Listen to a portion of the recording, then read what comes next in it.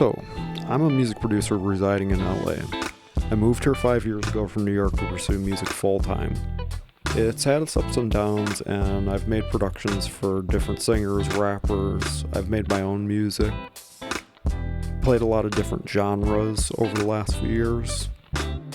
My music has been used by Netflix, some of the biggest YouTubers, and some of the biggest brands.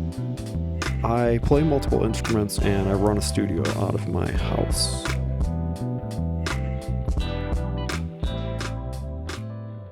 So I want to talk a little bit about being a producer versus being a beat maker and how those things are mutually exclusive of each other, but also they lend from each other.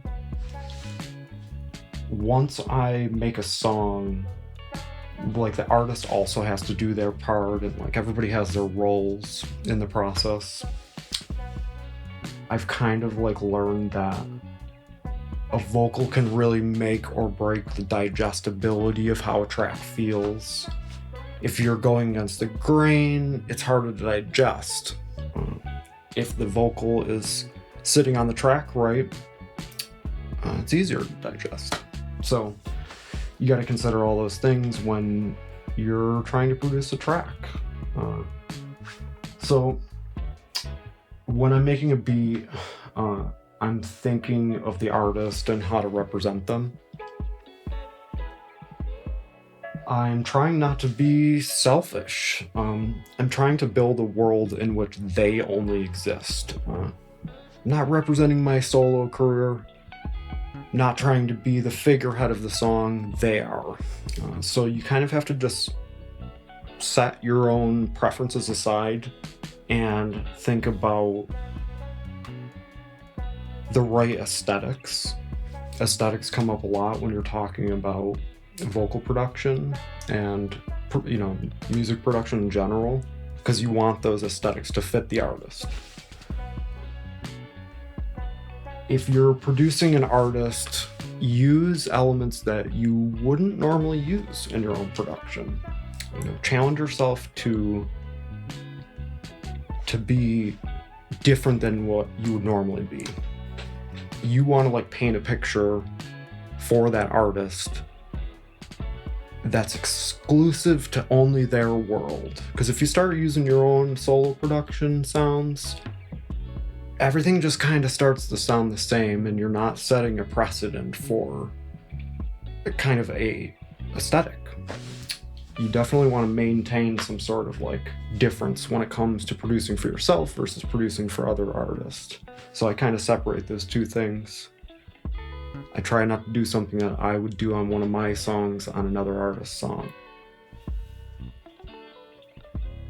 Explore techniques that you wouldn't normally use in the production, in terms of the arrangement, what the patterns are that you're trying to hear. Let the vocal kind of dictate where the piece of music should go to.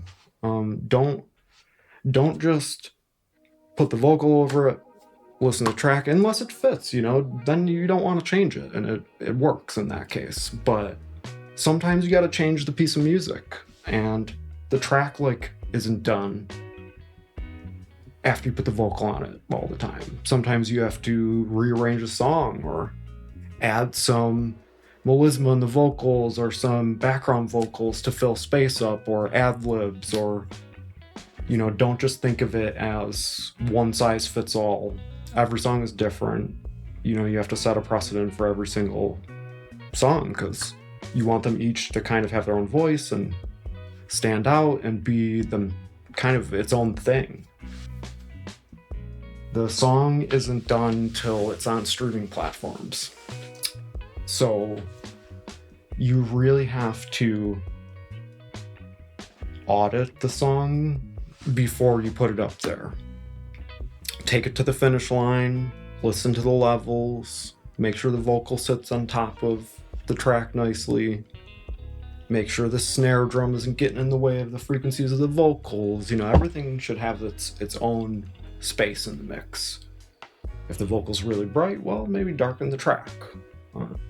If the vocals really dark, maybe you brighten the vocal up just as far as you have to go, and then maybe the bright elements could be in the music, the melody, or the response of what the vocals are.